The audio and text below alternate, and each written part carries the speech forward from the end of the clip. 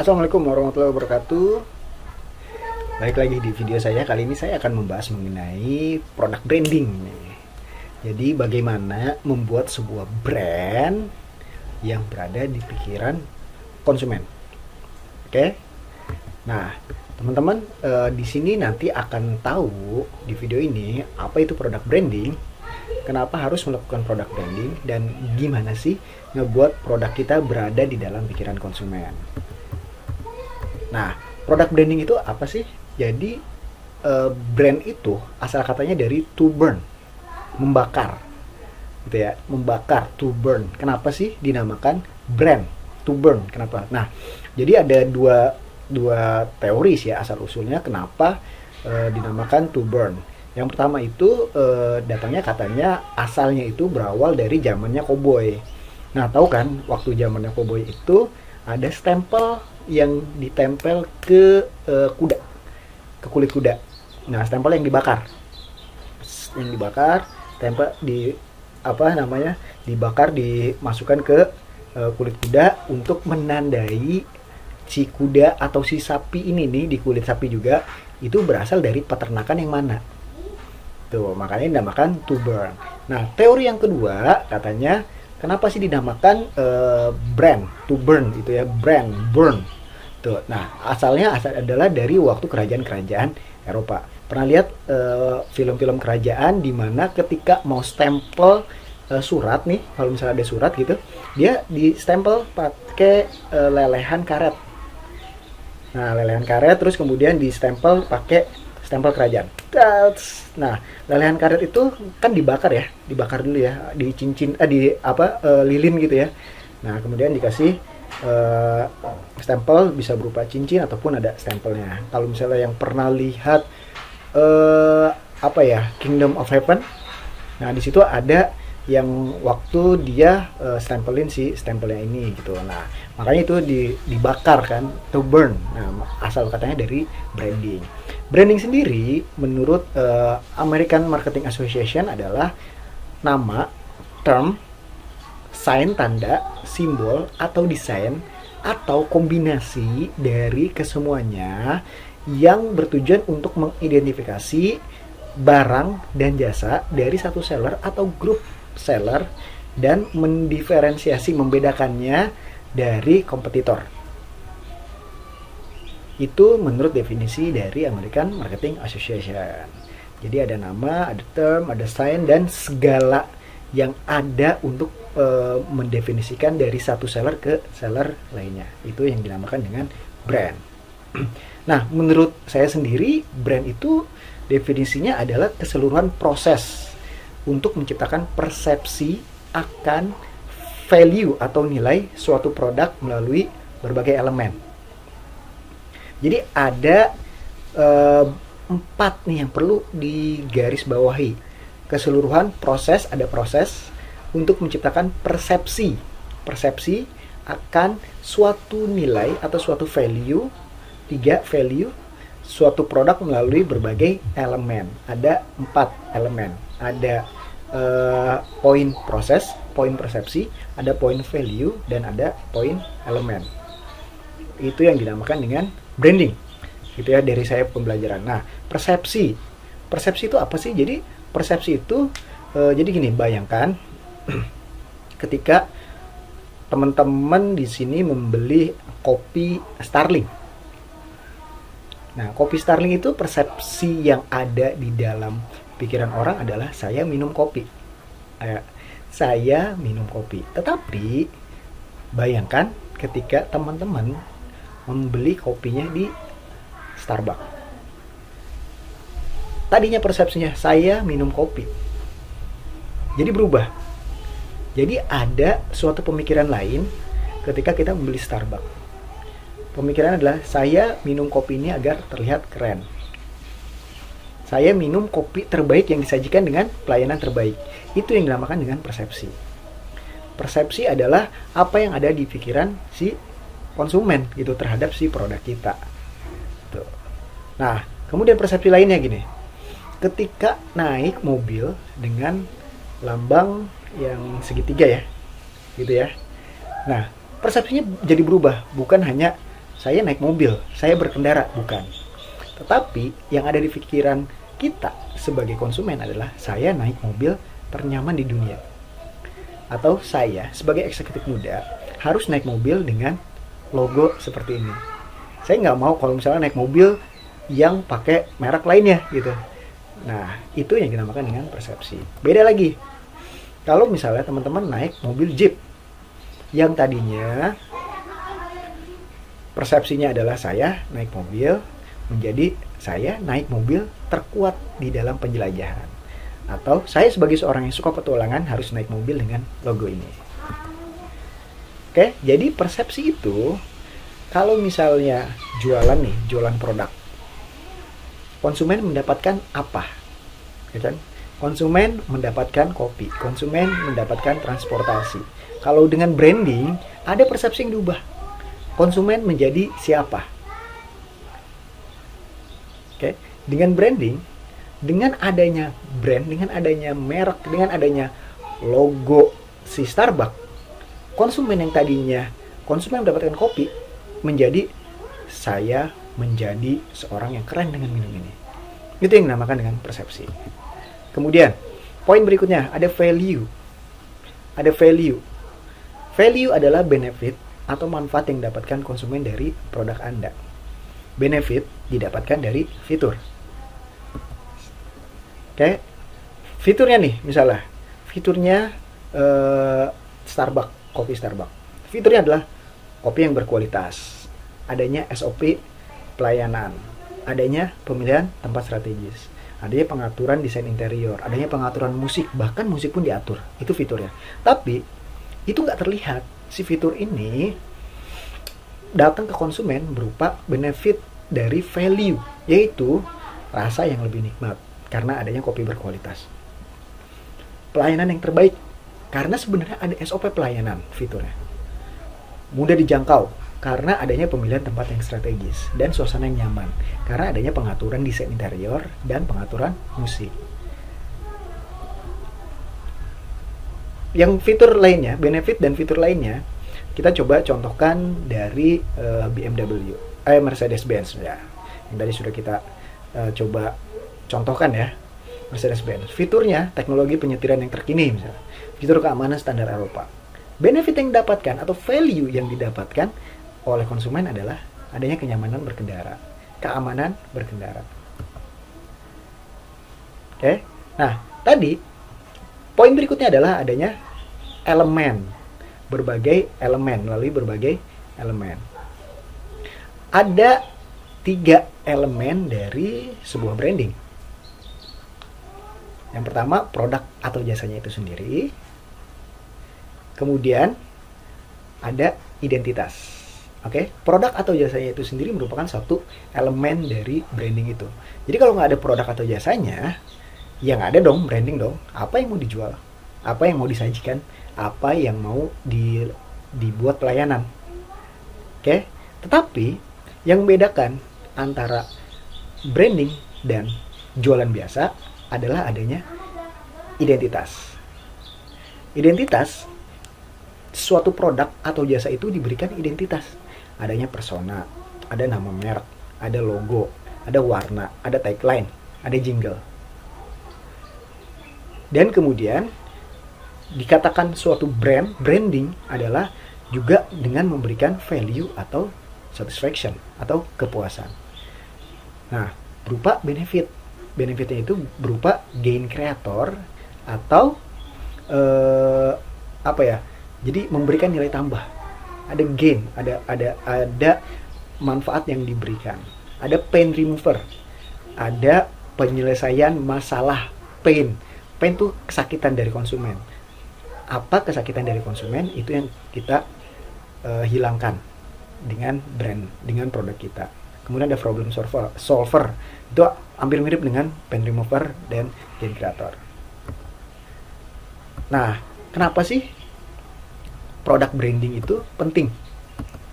Jadi bayangkan di suatu tempat nih, teman-teman berada di suatu tempat antah berantah, teman-teman lagi tour, misalkan ke satu tempat yang teman-teman belum pernah ke kota itu, ke satu negara yang teman-teman belum pernah ke kota itu. Kemudian teman-teman lapar. Kebetulan di kota itu bukan satu kota yang besar ya. Jadi kota itu ya kota yang sedang, yang tidak terlalu banyak makanan. Kemudian teman-teman datang ke kota itu lapar, malam-malam pengen nyari makan. Nah, ada 2 restoran. Yang pertama ada restoran yang kita nggak tahu nih, namanya The Sandwich Shop gitu. Kita nggak tahu rasanya gimana, kita nggak tahu harganya berapa. Yang kedua adalah KFC. Ketika ada 2 resto ini, 2 brand nih, mana yang akan teman-teman pilih? Kalau saya tentu akan memilih KFC. Karena saya tahu, saya sudah mengenal KFC. Bahwa palingan nanti ayam, ya kan? Nasi, itu kan? Harganya udah ketaker. Harga KFC berapa? Dibandingkan dengan yang satu lagi, saya nggak tahu nih apa rasanya gimana, gitu kan? Kalau KFC rasanya udah ketaker. Wah, saya waktu di Bogor, KFC rasanya sama dengan di Depok. Itu pasti di negara ini juga akan sama.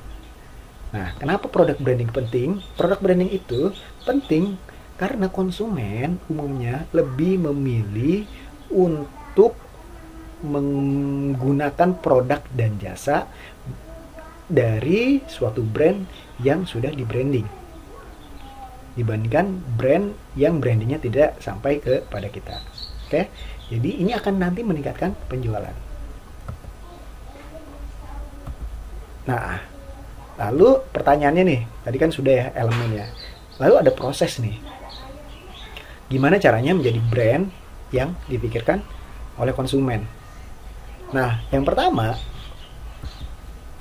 adalah kita menentukan dulu produk atau jasanya. Tadi masih ingat ya, ada elemen branding, ada produk, jasa. Kemudian elemen yang kedua, ada identitas, persona, merek, nama, logo, warna, tagline, jingle. Kemudian ada benefit, ada value atau satisfaction. Yaitu 3 elemen. Nah, yang pertama adalah kita buat dulu, tentukan dulu produk atau jasanya. Elemen pertama, menentukan produk atau jasanya. Gimana sih menentukan produk atau jasa yang bisa melekat di hati konsumen? Kayak gini, kita tentukan ya. Bayangkan otak manusia itu ibaratnya laci. Nah, laci gitu ya. Laci. Kita tentukan laci mana yang mau kita masuki. Jadi otak manusia itu ada banyak laci. Nah, pertama adalah kita tentukan laci mana yang kita mau masuki. Itu yang disebut sebagai positioning. Oke, tentukan laci mana yang mau kita masuki. Itu yang disebut dengan positioning. Misalnya, laci ayam yang mau saya masuki. Oke, saya akan masuk di laci ayam goreng. Oke ya. Nah, kemudian sebaiknya masuki laci yang masih kosong. Oke, kalau kita lihat, wah, lacinya ternyata udah penuh nih. Udah penuh, ya kan? Nah, orang cenderung akan tidak mengenal produk kita bila kita memasuki laci yang masih penuh gitu. Tapi kita coba cari mana laci yang masih kosong nih. Itu yang disebut sebagai first in category. Oke? Nah, gimana kalau misalnya nggak ada laci yang kosong? Kayak tadi ya, misalnya di satu tempat ternyata nggak ada tukang ayam goreng. Kita masuk jualan ayam goreng. Itu disebut positioning. First in category. Oke? First in category. Jadi kita masuk ke laci yang masih kosong. Oh, di sini nggak ada ayam goreng. Kita masuk sebagai yang first di kategori ini. Kemudian, gimana nih kalau misalnya ternyata banyak ayam goreng yang jualan ayam goreng? Kita coba masuk ke kategori lain. Bebek misalnya. Wah, ternyata nggak ada yang jualan, kita masuk ke bebek. Ternyata masih aja susah. Gitu ya. Masih aja, wah, udah di tempat kita ini atau enggak di Indonesia ini ternyata hampir semua produk dan jasa itu ada yang membuat kita buat folder baru. Oke, kita buat folder baru, disebut first in new category. Folder baru itu bisa berupa apa? Misalnya kayak tadi, kita mau ayam, ternyata ada. Mau bebek, oh ternyata ada. Semua nggak ada semua. Kita buat aja folder baru. Misalnya bisa berupa bumbu yang berbeda dengan yang lain. Bisa berupa pelayanan yang berbeda. Kita pecel, misalnya pecel ayam pinggir jalan, tetapi dengan pelayanan bintang 5. Pecel ayam, pelayanan bintang 5, harga yang murah. Atau harga nggak apa-apa mahal, gitu. Tapi pelayanannya nomor 1. Atau ada bonus. Atau misalnya gratis berbagai lalapan yang ada di sana. Atau ada lagi semua pelayannya adalah perempuan cantik. Wah, itu baru dinamakan sebagai first in new category. Oke, sudah masuk? Yang pertama adalah tentukan dulu produk atau jasanya. Bila tidak ada laci yang kosong, buat folder yang baru yang disebut sebagai first in new category. Nah, dari situ itu aja ibaratnya bahannya sudah oke. Orang sudah, oh oke, produk dan jasanya ini sudah keren banget. Udah ada di pikiran masyarakat, udah ada di pikiran konsumen. Nah, berikutnya, tentukan produk itu berdasarkan motivasi dari manusia. Oke, itu produk atau jasanya. Sekarang kita masuk lagi nih ke produk atau jasanya dulu. Tadi kan sudah ada. Nah, kemudian tentukan juga produk itu berdasarkan motivasi manusia. Secara sederhana, kita biasanya memakai teori motivasi Maslow. Ada beberapa motivasi, ada 5 motivasi dari Maslow dari secara psikologi dari manusia, gitu ya. Nah, manusia itu di dalam hidupnya ada 5 motivasi dasar. Yang pertama adalah motivasi fisiologis. Fisiologis itu motivasi paling dasar. Makanan, minuman, tidur, pakaian, dan lain-lain. Oke? Yang kedua, motivasi rasa aman. Keamanan, keteraturan, stabilitas, dan lain-lain. Motivasi sosial yang ketiga. Ada afeksi, relasi dengan keluarga, itu hubungan, dan lain-lain. Oke? Motivasi yang keempat nih, yang agak lebih tinggi adalah motivasi penghargaan. Motivasi penghargaan adalah pencapaian, status, tanggung jawab, reputasi. Ya, pokoknya ini bagaimana manusia ingin dihargai. Kemudian ada motivasi yang paling tinggi, yaitu motivasi aktualisasi diri. Motivasi aktualisasi diri ini adalah pengembangan diri manusia, pemenuhan ideologi, gitu, rasa ingin tahunya manusia. Pokoknya gimana orang ingin berkembang. Nah, sebisa mungkin produk atau jasa kita ini ada menyasar dari 5 motivasi ini, gitu. Lebih baik lagi kalau misalnya banyak yang disasar. Oke, nah misalnya gini, produk atau jasa apa yang menurut teman-teman sekarang lagi booming? TikTok, Instagram ya, misalnya Google gitu ya, yang banyak dipakai. Mereka menyasar bukan dasar gitu, tapi mereka menyasar aktualisasi diri, penghargaan. Ya kan? TikTok itu aktualisasi diri. Gimana orang pengen dilihat lagi joget-joget gitu, lagi mengembangkan diri mereka, berbagi ilmu. Termasuk YouTube. Aktualisasi diri, ingin juga dihargai, gimana dia mencapai reputasi, seperti itu. Oke? Jadi tentukan produknya berdasarkan motivasi manusia. Jangan sampai kita membuat produk yang apaan nih? Gitu. Manusia, orang nggak punya motivasi buat memakai produk atau jasa tersebut. Oke? Nah, kemudian kalau misalnya saya punya studi kasus nih ya buat teman-teman, boleh dijawab di kolom komentar. Kalau misalnya ada satu tempat nih, kayak seperti ini tempatnya, udah ramai banget, berbagai jualan gitu ya di satu tempat ini, misalnya di kampus lah ya. Nah, usaha apa sih yang akan dibuat oleh teman-teman di pasar yang seperti ini? Oke? Boleh tuliskan jawabannya di kolom komentar ya.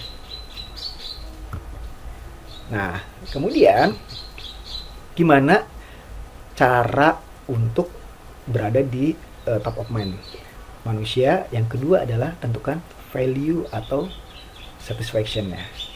Value-nya, tentukan pertama adalah segmentasi dan target market. Nah, segmentasi bisa kita tentukan dari demografis, usia, jenis kelamin, pendidikan, pekerjaan, atau status perkawinan. Kemudian dari geografis, berdasarkan negara, wilayah, kota, atau lingkungan tertentu. Dari psikografis, berdasarkan pada kepribadian, nilai-nilai, atau gaya hidup tertentu. Dan kemudian dari perilaku. Jadi bagaimana cara mereka menggunakan produk, loyalitas akan produk atau manfaat yang mereka cari.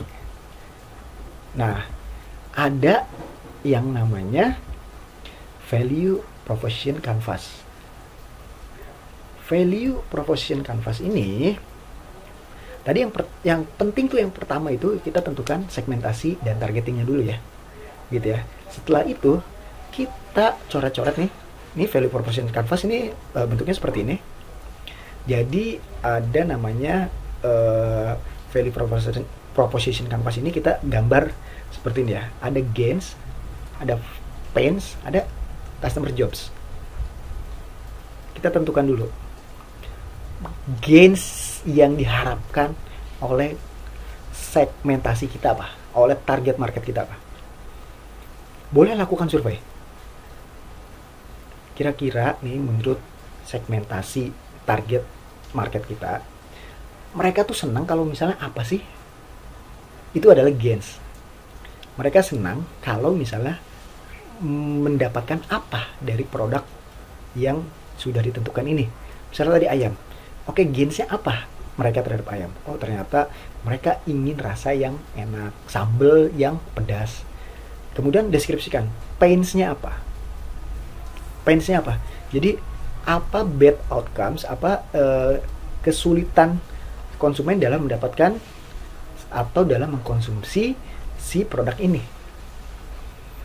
Tuh, apa aja misalnya tadi ayam. Ternyata ketika makan ayam itu mahal gitu. Ternyata dari segmen kita, misalnya segmennya adalah mahasiswa. Mahasiswa ketika makan ayam ternyata mahal, mereka nggak mau. Tuh. Nah, oke, kita tentukan aja dulu. Tentukan dulu, kemudian tentukan customer jobs gitu. Apa yang konsumen kita lakukan sehari-hari gitu ya di kehidupannya mereka. Oke? Sudah? Nah, kita ciptakan produk yang bisa menjadi gains creator. Gimana produk kita itu, produk dan jasa kita itu bisa membuat satu kesenangan yang bisa membuat kesenangan bagi konsumen. Kemudian menjadikan produk kita menjadi pain relievers. Bagaimana produk kita bisa mengobati kesulitan si konsumen. Nah, kemudian jadikan agar value proposition kita, proposition si ayam ini tuh mau jadi apa sih gitu. Nah, berada di sekitar customer jobs yang dilakukan oleh segmen dan target kita. Oke? Itu yang dinamakan dengan value. Jadi, jadikan produk kita, tadi ada produk nih. Kita udah punya produk yang berbeda dengan yang lain. Oke. Kemudian kita buat produk kita itu sesuai dengan motivasi manusia. Nah, kemudian kita berikan value. Kita berikan satisfaction. Kita berikan benefit kepada si konsumen. Nah, dengan adanya ini, maka saya pastikan bahwa produk Anda akan menjadi produk yang melekat di hati masyarakat, di pikiran masyarakat. Oke, selanjutnya apa? Selanjutnya, buat identitas dari produk Anda. Nah, tadi Anda sudah memikirkan nih, ini udah ada produknya. Udah ada produknya, satu produk. Udah ada benefit, value dari si produk ini. Itu elemen yang kedua. Nah, kemudian buat identitas produknya. Apa sih identitas produknya itu? Buat nama merek. Oke, yang pertama ini buat yang pertama itu persona dulu sebelum nama merek. Apa sih persona? Persona itu adalah personifikasi. Personifikasi dari si produk kita. Misalnya, kita ingin produk kita ini dipandang sebagai seorang yang apa? kita ingin misalnya, kita ingin produk kita ini dipandang sebagai, kalau jadi orang, personifikasi kalau jadi orang, kita ingin produk kita dipandang sebagai seorang yang humble. Maka semua turunannya, semua identitas turunannya maupun komunikasi adalah harus humble. Kita ingin, misalnya personanya adalah funky, adalah orang yang trendy gitu. Maka kita buat semuanya mulai dari nama merek, logo, warna, tagline, jingle, komunikasi, semua promosi ikut ke persona itu.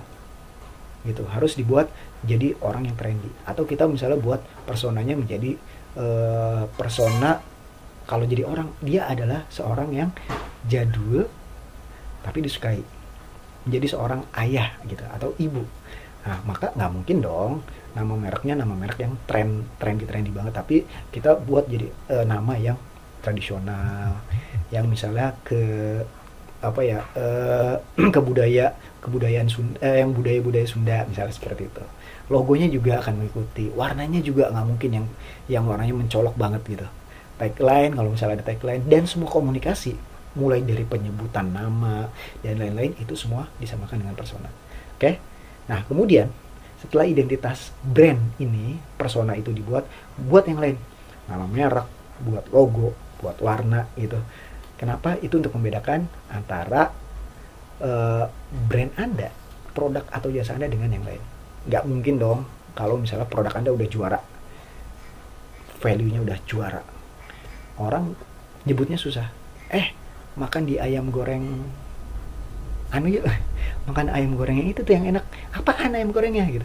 Gimana konsumen mau membantu menyebarkan, dia aja nggak tahu namanya apa gitu. Tapi usahakan, kalau misalnya kita lihat nih gambar logo kayak kakek, kita udah tahu di KFC ini ayam KFC yang paling enak gitu. Oke?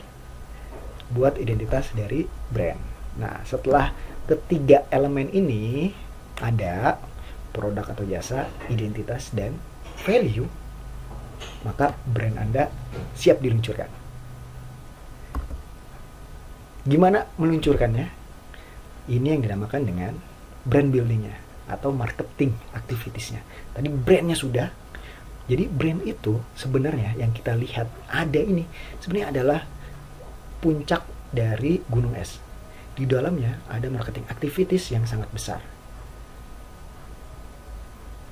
Ini brand yang kita lihat selama ini.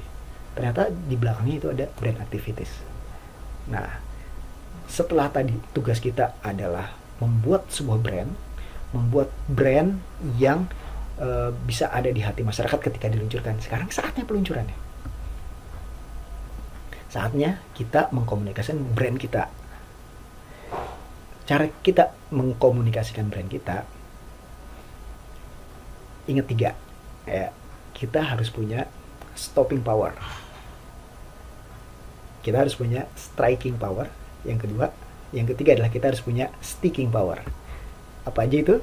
Nah, stopping power adalah gimana cara kita mencari perhatian, ciptakan hal yang unik yang bisa membuat konsumen berhenti untuk melihat produk Anda. Lalu gimana? Nah, bisa dengan key visual yang unik, yang menarik. Pokoknya gimana caranya ketika kita membuat suatu iklan, membuat suatu promosi, orang lihat dulu nih, tertarik gitu. Karena tahukah teman-teman, saat ini per detiknya aja ribuan iklan, ribuan promosi yang muncul ke permukaan yang harus mencuri perhatian dari konsumen. Gimana kita bisa, si konsumen ini bisa, wah, brand yang ini harus saya lihat nih, iklan yang ini harus saya lihat. Itu yang menjadi tugas dari teman-teman. Ciptakan key visual yang menarik atau keyword. Nah, kalau key visual itu gimana caranya kita membuat suatu iklan yang menarik perhatian secara visual. Keyword, gimana kita membuat suatu pemilihan kata baik di iklan ataupun misalnya Google Google Ads. Nah, kita harus menciptakan keyword-keyword yang sesuai. Nah, kemudian key sound adalah bagaimana kita menciptakan suara-suara yang menarik perhatian. Contoh ya, key sound ya. Key sound itu contohnya kalau iklan nih, Mastin, good. Mastin, good, males ya kita sebenarnya. Cuman itu adalah keystone. Jadi kita jadi tahu bahwa oh, ada yang namanya kabar gembira untuk kita semua. Kulit manggis kini ada ekstraknya, ya kan? Nah, jadi kita tahu nih dengan keystone ini bahwa oh, tertarik dulu seenggaknya. Gitu. Setelah tertarik, ya nanti gimana caranya si konsumen ini akan bisa mencari tahu lebih lanjut. Oke. Nah, kemudian setelah tadi tertarik nih, oke, stopping power. Tadi orang ketika melihat, kemudian dia tertarik dulu, stop dulu. Nah, kemudian gimana caranya kita membuat striking power? Strike gitu ya. Kekuatan yang membuat orang untuk mencoba. Kalau tadi stopping tuh kekuatan untuk menarik perhatian orang. Oke, gitu. Gue tertarik.